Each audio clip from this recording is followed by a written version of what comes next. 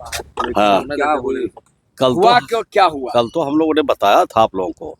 लगता है कि कुछ छूट गया होगा आप लोगों को। कल की बैठक हुई थी, चुनाव को लेकर हुआ था। राज्यसभा में जो चुनाव होने हैं, 16 तारीख को जो मतदान होने हैं, उसके लिए कल एनडीए के सभी जो हमारे घटक दल है, सभी जो विधायक हैं, सभी जो नेता हैं, सब लोग डिप्टी सीएम सम्राट चौधरी जी के घर पर हम लोग बैठक किया और दिशा निर्देशित किया गया कि किस तरह से चुनाव में पार्टिसिपेट करना है, किस तरह से मतदान में हिस्सा लेना है, इस बाबत लोगों को बताया गया है। और कल भी 14 तारीख को उपेंद्र कुशवाहा जी के यहाँ बैठक है 6 बजे से, यानी 15 तारीख को भी संसदीय कार्य मंत्री जी के यहाँ बैठक है। तो अभी तो बैठक का दौर जारी है।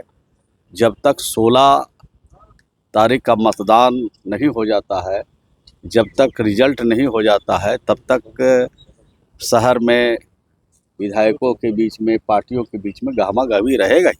वोट कहाँ से कैंडिडेट कौन होगा सर? 5वां कैंडिडेट कौन है? सिवेश राम है या फिर उपेंद्र कुशवाहा? ये तो अभी बताया जाएगा, अभी बताया नहीं गया है। लेकिन कोई पहला होंगे तो कोई दूसरा भी रहेंगे, दूसरा रहेंगे तो तीसरा भी रहेंगे। उसकी चिंता आप लोगों को क्या करना। कैंडिडेट है, कैंडिडेट रहेंगे और एनडीए 5 सीट जीते। चिंता यह है कि आप वोट कहाँ से लाएंगे? 3 आप लोग का सीट, 3 वोट कम। पत्रकार लोग वोट की चिंता मत कीजिए। पत्रकार जो लोग हैं वो चिंता कीजिए रिजल्ट का, कि कहना रिजल्ट होगा, और रिजल्ट जब होगा तो एनडीए के पक्ष में होगा। आप लोग तो दावा पांचों उम्मीदवार जीतेंगे। आप लोग का दावा है ना कि 1 दर्जन विधायक महागठबंधन के हमारे संपर्क में। नहीं, हम ये दावा नहीं कर सकते हैं। जो लोग कर रहे हैं करें। इतनी बात मैं कह सकता हूँ कि जो विपक्ष दावा कर रहा है वो उनका दावा खोखला है, उनके पास कोई दम नहीं है। आपने विधानसभा के चुनाव से पहले देखा कि सरकार बना रहे थे, शपथ ग्रहण की तिथियां निर्धारित कर दिए थे, और जब एनडीए को 202 सीट मिला, उनका पूरी तरह से 35 सीट पर उनका जीत हुआ। विपक्ष के नेता का अगर एक विधायक और घट जाता तो नेता विपक्ष भी नहीं हो पाते। तो उनके बात में कोई दम नहीं है। हम लोग 5 के 5 सीट जीतेंगे। सरवन जी, दोनों में फर्क है। वो जनता का फैसला था, ये फैसला विधायकों का है। अगर आप उनके पूरे देखेंगे तो बीएसपी एआईएमआईएम मिला के 41 आते हैं। 41 अगर उनको मिल गया तो आपके लाख चाहने के बावजूद भी जब तक उधर से एमएलए टूटेगा नहीं, ये तो मैं पूछ रहा हूँ, एमएलए टूटेगा क्या रणनीति आता है? एमएलए जो है बिहार की तरक्की पर वोट देंगे, बिहार के विकास पर वोट देंगे। एमएलए बिहार में तरक्की चाहते हैं, बिहार में अमन और शांति और प्रेम चाहते हैं, और अमन, शांति और प्रेम, भाईचारा के लिए सब लोग एनडीए के पक्ष में मतदान करें। आप यही नहीं चाह रहे कि महागठबंधन के विधायक टूट करके वोट करेंगे? नहीं, तोड़ने का काम हम लोग का नहीं है। वोट करेंगे अंतरात्मा से। तोड़ने का काम तो विपक्ष के नेता करते हैं। एआईएम के विधायकों को उन्होंने तोड़ लिया था। अब उस दिशा में वो लोग जाने वाले नहीं है, उनके झांसे में अब आने वाले नहीं है। जो उनके विधायक को तोड़ने का काम करते हैं, उनके झांसे में अब जाने वाले विधायक नहीं है। तेजस्वी यादव भी बैठक कर रहे हैं, एमआईएम के नेताओं के साथ बैठक की है, महागठबंधन के नेताओं के साथ बैठक की है, और उन्होंने कह दिया कि 41 को हमारे पास हैं। उनके बैठक में कितने लोग थे?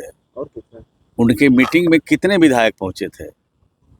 आप समझ लीजिए कि अगर सीने में दर्द है और सर दर्द का दवाई खाएंगे तो ठीक होने वाला नहीं है।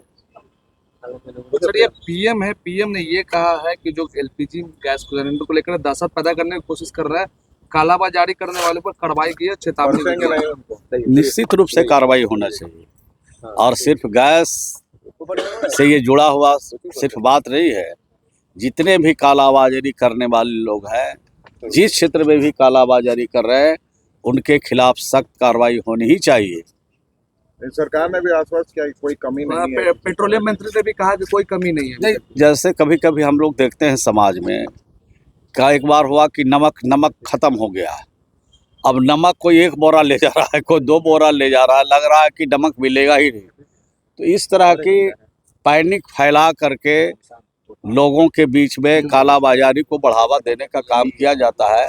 इस पर रोकने के लिए आदरणीय देश के प्रधानमंत्री जी का अगर कोई सख्त कदम उठ रहा है तो उसका स्वागत करते हैं। सर ये विपक्ष से विपक्ष है, ला रहा है- बीजेपी के सांसद है वो सीईसी चीफ इलेक्शन कमिश्नर और ज्ञानेश कुमार के खिलाफ महाभियोग प्रस्ताव ले आने के लिए बात कर रहे हैं लोग। देखिए, देश कानून से चलता है, संविधान से चलता है। देश में अगर कोई संविधान कानून के खिलाफ अगर कोई बात होती है तो मैं समझता हूँ वो देश के हित की बात वो नहीं करते हैं। सर एलपीजी कनेक्शन को लेकर सपा के नेता उन्होंने राम रसोई बंद किया गया है, कहा है कि आज़ादी के बाद सबसे पहले बार ऐसा किया गया है। सर देखिए, अब सपा के नेता, कांग्रेस के नेता, आरजेडी के नेता के पास कोई मुद्दा नहीं है, मुद्दा विहीन विपक्ष है और आने वाले दिनों में जनता इनको फिनिश कर चुकी है। तो कुछ तो टीआरपी बढ़ाने के लिए तरह तरह की बात बोलते रहते हैं। आप बोलेंगे तभी ना उनके तरफ कोई ताकेगा, झांकेगा। अब झांकने और ताकने के लिए कुछ बोलते हैं तो उस पर बहुत हम लोग बहुत गंभीरता से उसको नहीं लेते। लेकिन सर राहुल गांधी सांसद ने बोलने के